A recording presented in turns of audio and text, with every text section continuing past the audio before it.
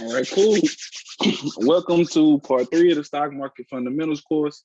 We're going over trading indicators. Now, there are only a couple that we're going to go over, but there are dozens that you could use in the stock market.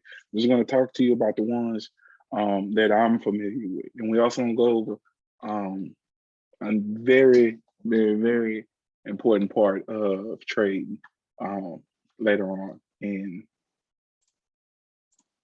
the setup. So, as always, here's a little bit about me. My name is Winston. I'm from Houston, Texas. Served as in the United States Navy. Got to travel over 14 different countries. Graduated from National University out of San Diego, California. And I've been trading stocks since 2017, and I became a full-time entrepreneur just 2019. Things have been doing well. I am not a financial advisor. And this is just for educational purposes. So by watching and being a part of this course, you understand that there's significant risk in trading in the stock market, and you are the only party that can be held liable for any gains or losses that you take in the stock market. I love starting with this because I love it as a reminder.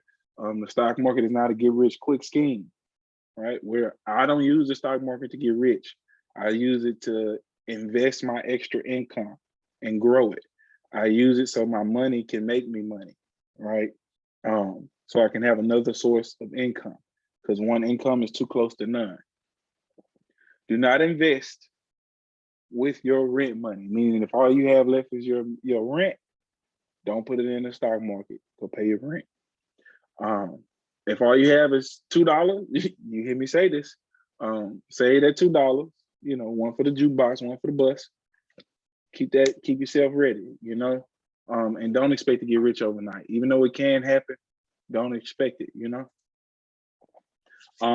The stock market is a place to grow your assets and change your life. And it has changed my life because I've been able to grow my assets. My extra income grows every week because of the stock market, and I'm grateful for it. I'm not a millionaire. I'm not 100,000, but I don't have a 9-to-5. I'm grateful. I'm completely grateful for that. So let's keep going. So things that we're going to discuss today. We're going to discuss the relative strength index indicator, which is the RSI. We're going to discuss the MACD indicator. We're going to go over different type of traders on the market. We're going to go over a trading plan, and then we're going to go over tips to remember. So, it's a full package course. I would say out of all this, the most important is trading plan, and then different type of traders on the market, because these two will make or break you as a trader. All right, so RSI stands for relative strength index, right? It's just adding weapons to your loadout, making you a more proficient trader if you choose to use RSI. If this thing will act right. So, like I said, RSI is a relative strength index. It's an indicator that judges the momentum of a stock's recent price change. RSI explains to you whether a stock is overbought or oversold. It ranges in between 0 to 100. So what I want you to pay attention to out of all of that is overbought or oversold. Just in your mind, that should already put some correlation to how to use this or what this tells you. If things are overbought, that means they're overpriced. And when things are eventually overpriced, people realize that at one point in time, right? Even in the real world, when things are overpriced, they'll stop buying, right? When things are underpriced, right? Meaning they're cheaper than what they should be, people buy, even in the real world, right? So you see how this correlates already, right? You can use real world events, real world exchanges to make sense of these indicators, right? So 0 to 30 indicates that a stock is oversold. So remember what I said, even in the real world, when things are underpriced, meaning they're valued lower than what they should be, people tend to buy. And with the RSI, that ranges from 0 to 30. 0 to 70 shows more, excuse me, 30 to 70 shows more stability and momentum and can be a bullish signal. So in between 30 to 70 shows stability in price, right? Things could drop or things could move up, but it's in a range where, you know, people will likely or are likely, you know, to buy, or they have the possibility to buy in those ranges, right? From 70 to 100 indicates that a stock is overbought. Make sure y'all drop in the chat if y'all understand me so far, just making sense. 70 to 100 indicates that a stock is overbought, possible sales. So again, just like in the real world, when things are overpriced, people tend to stop buying, right? And in the stock world with the RSI, we know things are overpriced once it reaches 70 to 100 on the RSI. Now, that doesn't mean that things will fall. That means things have the potential and the possibility to fall, right? When things reach 70 to 100, I tend not to buy because I don't want to buy when things are at the high. I want to buy low, sell high, right? Buy low, sell high. So here's how the RSI helps you, right? The RSI helps you predict price movement. It shows you if a stock is overbought or oversold. That can help you. I just told you how that can help you. Help you determine interest, right? When a stock becomes overbought, you sell, right? Before it falls. When a stock becomes oversold, you buy, right? Because it's cheaper. Analyze stock strength, right? A break in RSI will indicate whether a stock will continue on the current trend or fail, right? And you have the ability to beat the competitor. By looking at longer and short trend time frames, you can gain a better insight on the future movement of a stock, right? And I just explained how by giving you guys the ranges of overbought, oversold, and stability. Now, before I move, I kind of want to give you some examples. So let's look at some things. So if you use Thinkorswim platform and you want to add the RSI, it's extremely, extremely simple. So we will go to studies, we will go to edit studies. Right here on studies, you would go right here, click, type RSI, right? And there are several different ones you can come in and try. I've used the crossover and I use regular RSI. So I'm just gonna put regular RSI here. Where is it? RSI 14, 70, 30. That's fine. Apply. Apply.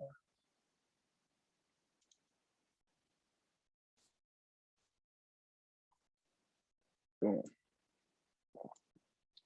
So here we can see, right? You can see proof that this works, that this is an accurate strategy, right? If you use the RSI. Annotate, draw, right?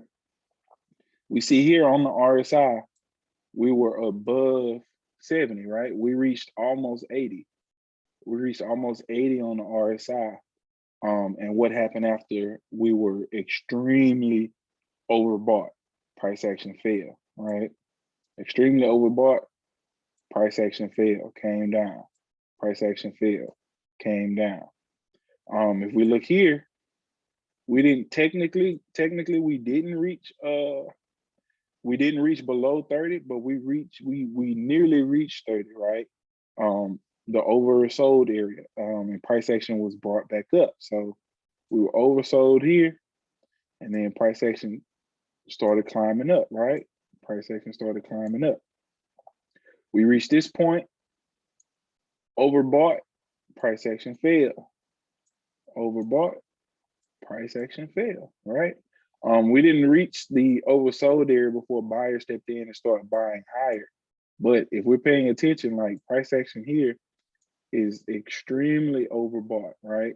And then we went to this period of consolidation where price action stayed in the range, stayed in this range for multiple days, giving the RSI time to cool off. So when you see consolidation That's just the RSI cooling off, right? We had a cool off period. Then we come to the RSI. You can use patterns on the RSI, just like you do with candlesticks, right? So what I mean by that, who's in here? Keisha's in here. We have a inverted head and shoulders right here, right? Shoulder there, head here, shoulders there. That is a bullish indicator, right? That is a bullish indicator. And once we completed that head and shoulders, price action took off, right?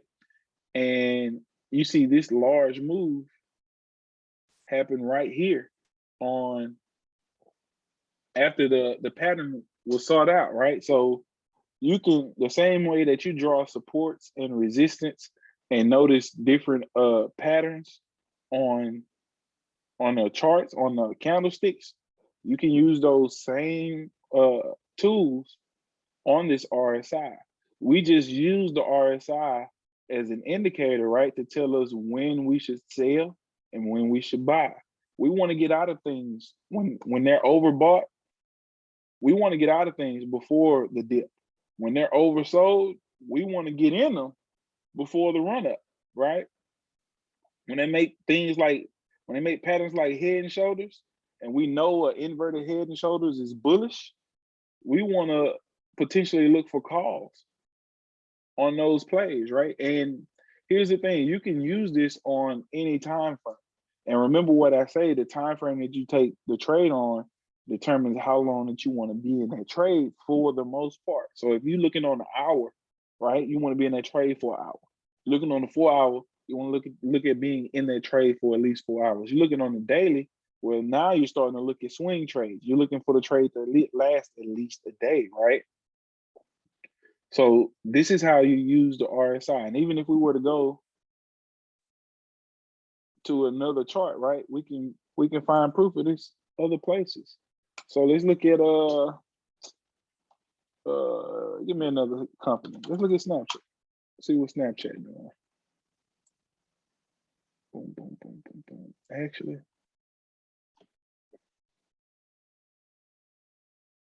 yeah, let's look at Snapchat. Even though Snap is completely beat up. Somebody said Home Depot.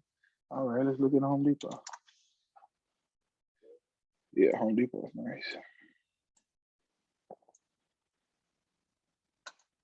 So let's draw. We see here. Oh, come on now.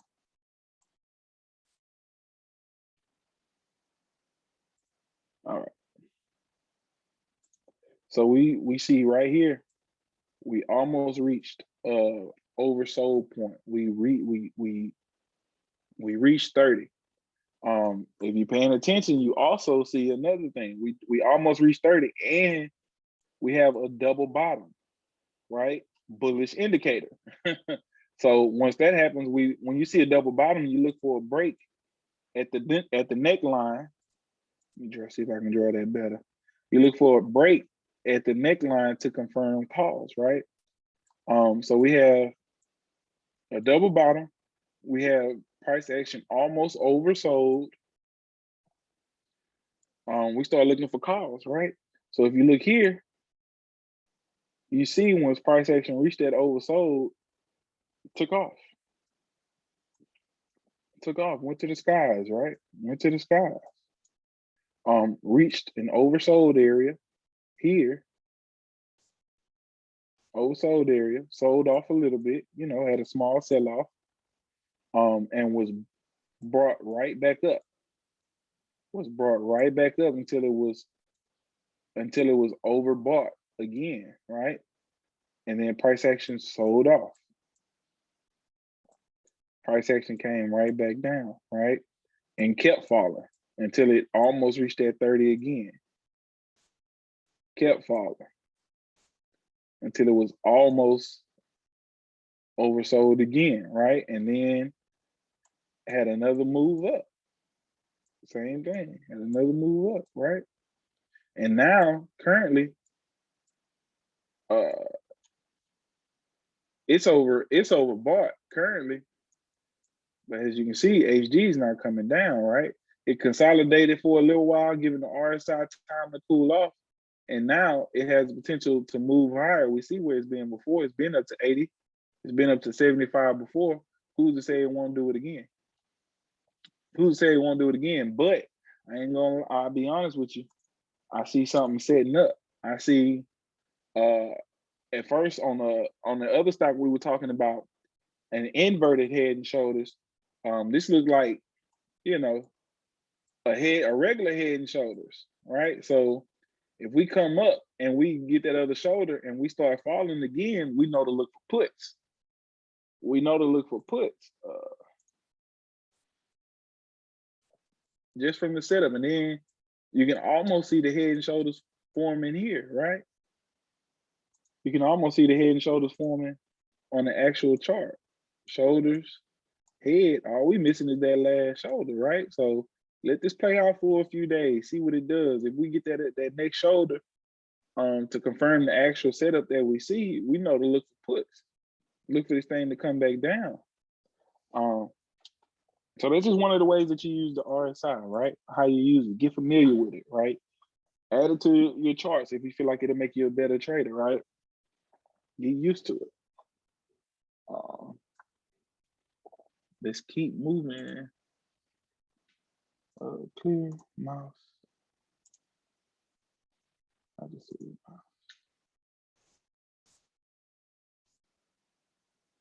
All right. So MACD, the moving average convergence divergence, right, is used to show changes in strength and direction of a stock's price. So basically, you use the MACD in almost a similar way, right? The MACD is gonna tell you, hey, pay attention, we're about to make a move up or we're about to make a move down. That's like the simplest way I can explain it. The MACD, this is the formula, but to be honest with you, I don't care about the formula because it makes no difference when you're actually using the indicator. But, you know, just to have some background information, it's good to know how these things were created and what they look for. So the MACD is created by subtracting the 26-day exponential moving average from the 12-day exponential moving average of a stock price. So a 26-day moving average just tracks where the price has averaged over the past 26 days, right? The 12-day moving average takes into account where the price has averaged over the past 12 days. So don't get confused by these big names. Moving average, right? That's what you pay attention to, moving average. The MACD has two lines on it, right? The second line on the MACD indicator is called a signal line, and it uses the stock's 9-day exponential moving average, right? So exponential moving averages measures trend over time. That's what's important to notice here. 9-day measures the trend over 9 days. 12-day measures the trend over 12 days. 26 measures the trend over 26 days. All right, so the MACD histogram, which is another part of the MACD, we're gonna get into it, shows, well, I don't think we should, but the MACD histogram shows the momentum of a stock's price point because exponential moving averages tend to lag, right? So that's the one thing that I do not like about indicators. Indicators always move after the candlesticks. This is why I love using the strat because the strat focuses solely on the candlesticks. Candlesticks are, to me, the best price indicators on the market because they're real time. Indicators, like I said, they lag. They move after price action is already moved. The MACD is a good tool to judge the trend of the market and can be used to gain great entries and exits on trades. Now, we're gonna get into some examples. So if you were using Thinkorswim, you want to add the MACD, you go to studies, edit studies. Let me go down, delete RSI. Type in MACD over here. And as you see, we got MACD histogram crossover, histogram, there are different ones. I can make videos diving into these later, giving you guys more insight on how to use some of these because I've used all of them. But for now, we're just going to add the regular MACD. So let me go see something real quick. That's 26, 9. Average type show breakout on signals. Yes. Okay.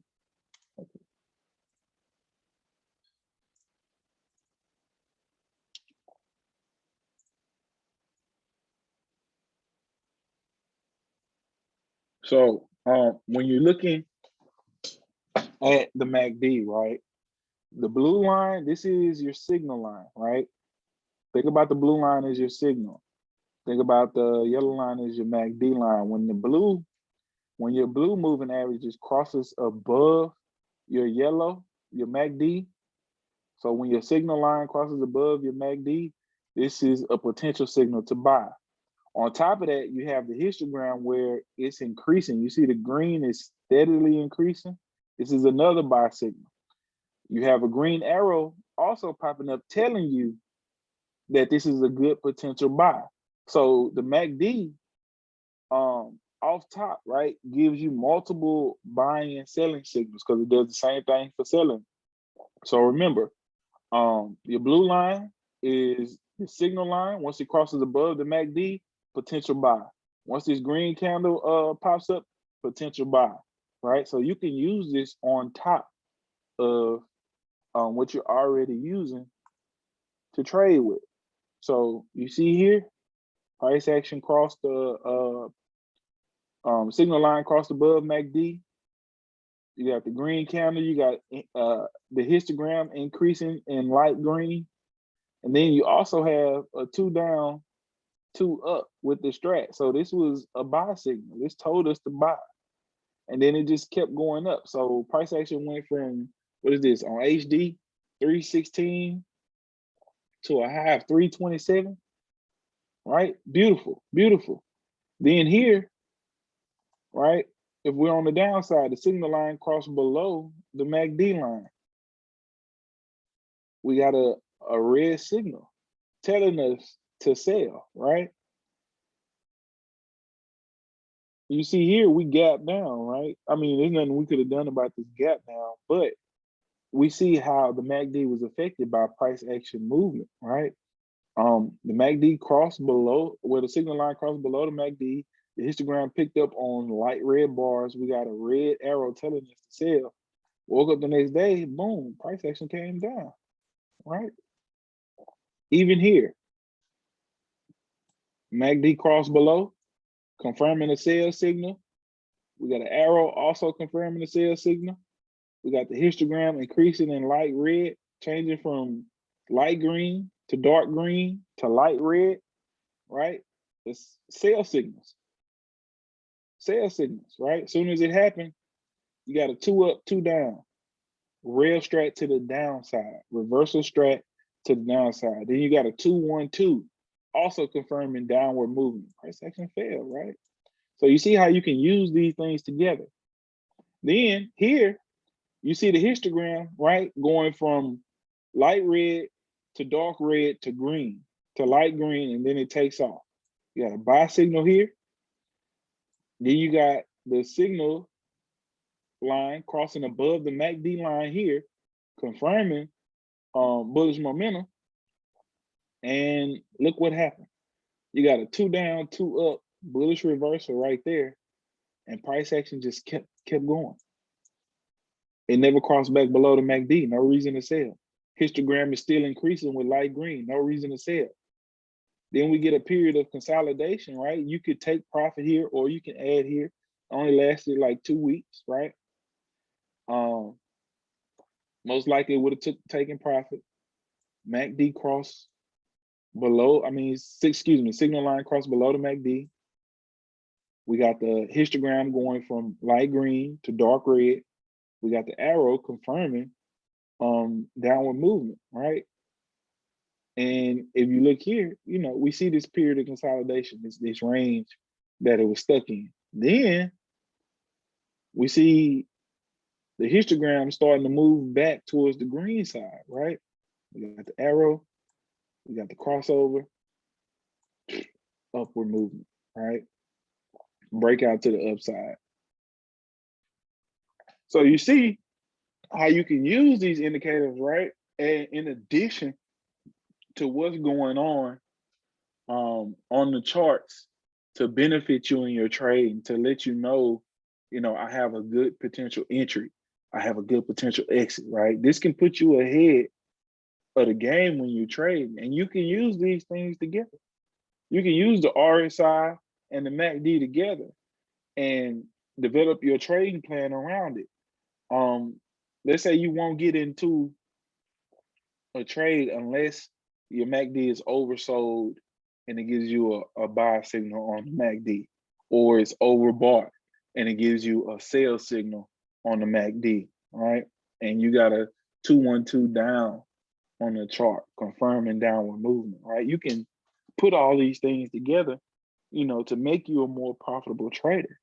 It's all about using these tools and understanding them, and being able to notice a trend, to pay attention to the trend, right? Just put all these things together and you will make more money, for real. But let's keep going. So those are the two that I wanted to go over, because those are the two that I'm more familiar with, and those are the two that I actually like. But there are dozens of others. And as we move forward, I will do more extensive research on understanding these indicators, and then I'll bring that to you. No problem. So different type of traders on the market, right? How are you going to play the market? That should say trade, but it says play. How are you going to trade the market, right? Trade to secure profit in the small upward or downward movements of a stock, right? Every trader develops their own strategy to play the market, and you'll have to do the same. I was telling you this, right? Here we're going to go over 4 types of traders on the market, right? So we have day traders. Day traders focus on buying and selling a stock in the same day. So if I buy it today, I'm going to sell it today, right? We have swing traders. These traders buy and sell stocks anywhere in between 1 day to 1 week, right? Or even longer in some cases. So I can buy today, sell tomorrow, buy today, sell next week, and buy today, sell 2-3 weeks from now. Scalpers. These are I don't want to put scalpers and day traders in the same category, because scalpers, like it says here, they trade in extremely short periods, right? They're in a trade for seconds, minutes. They're not in here for an hour, 2 hours. Scalpers are in and out, in and out, in and out. All right. And then you have buy and hold traders, right? These are people who want to trade stocks for an extended period of time. They want to buy it today, leave it alone for a year, leave it alone for 2-3 years, right? Which is, I think is a better, it's better to do this, as a savings account, right? I think it works better than a savings account, because you had a chance of receiving a higher percentage, when you buy and hold certain stocks, right? So the thing about these styles is you don't have to pick one. You can do a mixture of all of them. But I suggest trying one style until you master it and get really good at it, right? Focus on one style and get good at it, get great at it. And then move into others, right? And the thing about some of these, you really don't have to practice. With buy and hold, you do your fundamental analysis. You decide whether this company has growth potential. You decide on whether you can see the company getting better, the company you like what the company is doing. What is this growth outlook? Does this company intend to grow, right? And then you invest in the company based off your due diligence, right? You don't really have to practice that. You got to be able to and willing to research the company, right? And one of the last parts, one of the most important parts, right, is a trading plan, right? You need a trading plan when you're trading. You can't just wake up in the market, say, I'm gonna trade today, and not have any idea of what you're going to do. The purpose of a trading plan is to stop you from running your account to the ground. What is the point of you putting in all this work, doing all this studying just to get up and make trade after trade after trade and lose and lose and lose and lose and lose? There's no point in that. So that's the purpose of a trading plan, to make sure that doesn't happen, right? So I need you all to answer these questions in the chat, right? How much money do you plan to invest? So I'm not asking how much money do you plan to invest in the stock market or into a single trade. How much money do you have to put into your trading account every month? How much are you willing to invest into your trading account to build your trading account every month? I need to see some answers in the chat, man. You need to answer these questions. I like that. $100. That's good. Come on, where the rest of y'all at?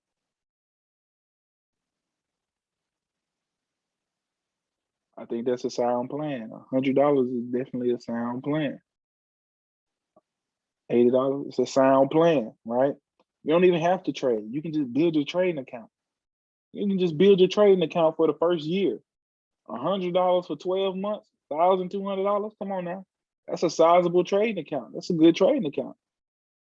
Yeah, that's a good plan. Good, good, good. 80 to 100, good. What is your target return? Meaning if you're trading, right? If you're trading, let's say you make one trade a week, right? Be realistic.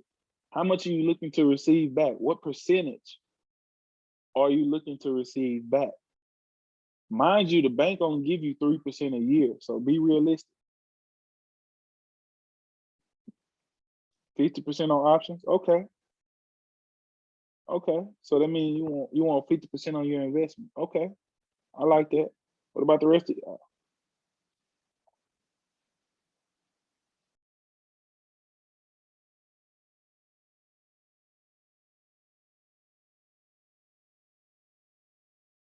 5%, 50%. I like it. I like it. I like it. So when I first started trading, I was looking for around 20%. You said you don't know. That's cool. For me, I was looking for around 20% per trade. I would hit 20% on every trade and get out, because I know 20% is hard to get most times, for anybody. The bank don't give you 20% on your money. So if I can get 20% per trade, to me, that was a win. It is a win because my money's still increasing, right? And 20% to me was realistic, right? And you'll gain that judgment on what's realistic the more that you trade, right? Next, what percentage of your portfolio are you willing to risk per trade? So if you have $1,000 in your account, right? And you're getting ready to make a trade, how much of that $1,000 are you willing to risk on that trade? 30%. I like it. I like it.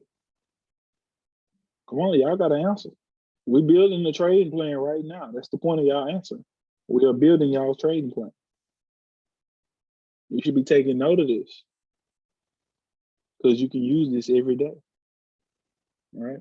What percentage of your portfolio are you willing to risk? 40%? Woo. If you got $1,000, you're gonna put 40% into a trade? Okay. You risky. I feel it. I feel it.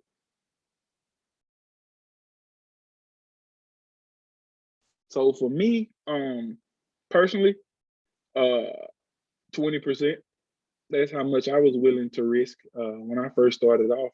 Just like my game, I was looking for 20%. If I got 20%, I was cool. When it came down to making trades, I was only risking about 20% of my portfolio at a time. So it's good that you just want to have an idea of how much you're willing to risk per trade. So there's no correct amount. You can, whatever you're comfortable with, you can do. All right. How many trades are you going to enter to at one time? This is a very serious question, a very important question. And I just want to say, What's the point of being in 10 trades at one time if you can't watch all of those stocks, right? What's the point? If you can't watch 5 stocks, why are you in 5 trades, right? It doesn't make sense. At this point, right? Even though I put out a watch list with 6 tickers on it most of the time, I'm really only watching 3, right? Because I like to hone in, I like to focus, I like to pay attention. So a lot of times I'll have a watch list, and things will fall, off my attention because I was only focusing on 3, and I'll have to double back later, and look at those other 3 later. So it's the same for you. How many trades are you going to enter at one time? How many trades do you feel comfortable trading at one time? Right? I thought that was just me. No, it's not just you. So what's your entry and exit strategy, right? A lot of people don't think about this, right? You got to take into account everything that we just talked about. How much are you willing to invest, right? How much percentage do you need? It says, do you ever use VWAP? I do. But I'm not a fan of it, but I use it. What was I saying? Yeah. How much money are you willing to invest? What percentage of return do you need to see before you're happy, right?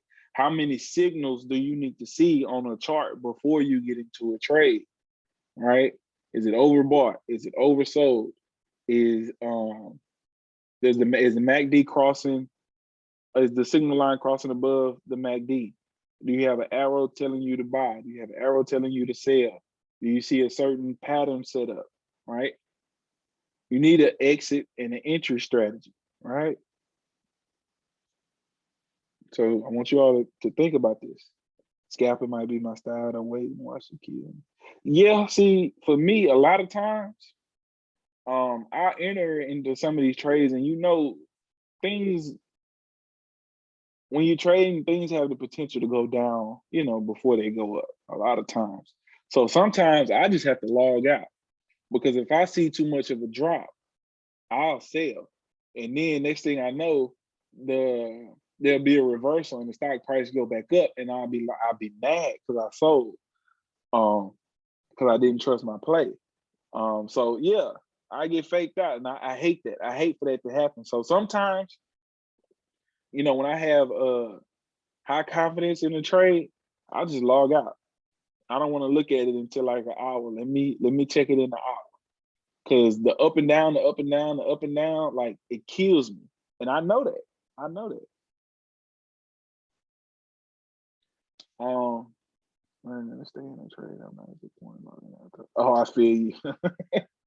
I feel you. What's your loss projection percentage? Like I was saying, for me, it's 20%. If a trade goes down 20%, chances are I'm cutting it. I gotta let it go. So that's why sometimes when I have, like I said, when I have high conviction, I have to log out. Because if I see that 20% loss, I'm going to sell. Yeah, 20% on options. Yeah, I got to sell. But not just for options, for stocks too, right? What's your loss projection percentage? How much does that stock has to lose or that trade have to lose before you say, okay, I'm going to cut it and get out because I don't want to suffer any mass losses? You would hate to see a trade go to zero, right? You would hate for a trade to go to zero. So you need to have some sort of protection, right? Whether it's 20, 30, 40, 50. You say 5, you're going to be getting out of a lot of trades. I'm not even going to lie. You're going to be getting out of trades so fast. But yeah, it's good to have this number. It's good to be ready. Next, right? How much time are you willing to give the market? This is so extremely important because trades take time, right? Depending on your style. This is all dependent. This question right here is dependent strictly on your trading style, whether you're scalping, day trading, swing trading, or you're in it for the long run, right? And either you're gonna have to give the market time. You're gonna have to give these trades time. I want to say, to be honest with you, 90% of trades fail because traders don't give them enough time, me included, because I don't give my trades enough time. Even when I get out of trades, right, and they still run up, I didn't give it enough time, right? I didn't give it enough time. So how much, add this to your trading plan, how much time are you willing to give the market, right? So again, I love this part. This is my favorite part. This helps you in 4 ways, right? It instills discipline. You need discipline in this market. You need discipline. The one thing you need the most to secure profit and prevent loss, stick to your plan, stick to your strategy, stick to the way that you trade, use the indicators that you like, right? And do it again and again and again and again and again, and become a more disciplined trader, right? This helps you determine your entries and your exits, right? If you set your method for entry and exit and adhere to your trading plan, you prevent losses. You prevent major losses, I should say, right? It makes trading simpler. Planning ahead keeps you from falling behind. So when you wake up and you start your research, you start your due diligence, take a look at your trading plan. Remind yourself of your trading plan. What does your trading plan tell you to do today? I'm only taking 1 trade today. I'm only taking 2 trades today. I'm only supposed to take 6 trades a week and I'm already at 5. So I know I can only take 1 left for this week before I'm good, I'm chilling, right? Stick to your trading plan, right? This will make you a better trader, right? With your planning done first, you can trade according to your own rules and your own style. All of this makes you your own trader. Regardless of you learning with me or you learning with somebody else, you're gonna develop your own style, your own trading style, as every trader should. It doesn't, you can't, let's be real, you can't 100% trade like somebody else. You're gonna trade like you. So why not create a plan, a program, a system that's gonna make you a better trader? And to me, a trading plan does that. That's what a trading plan does. It makes you a better trader. All right, so tips to remember. This is the final part of our session. Then I'm gonna let you guys go. I've been talking for a long time, and I know y'all got stuff to do, right? Don't chase. If the stock is already run up or run down, don't chase it, because when it reverses or if it reverses, you're gonna be mad, all right? Always have a strategy. Like I said, before you start charting every day, before you get up and do your research, look at your trading plan. Remind yourself of what you plan on doing, right? Leave your emotions at work. These stocks don't care who you are, what you are. They don't care about your feelings. They don't care about your affiliations, right? Don't fall in love with either one of these stocks because they don't love you back, right? Learn from your mishaps. If you have a trading plan and you go against it, learn from that. If you have a certain amount of indicators that you need to get into a trade, and over time you figure out that doesn't work for you, learn from that, right? If you can screenshot, you can take profit. Now, I screenshot my gains, you know, and there have been moments that while I was screenshotting, I lost some of those gains. So I have to get better at this one, right? If you got time to sit there and screenshot, you got time to take profit. So don't be so worried about the screenshot. Just take your profit, right?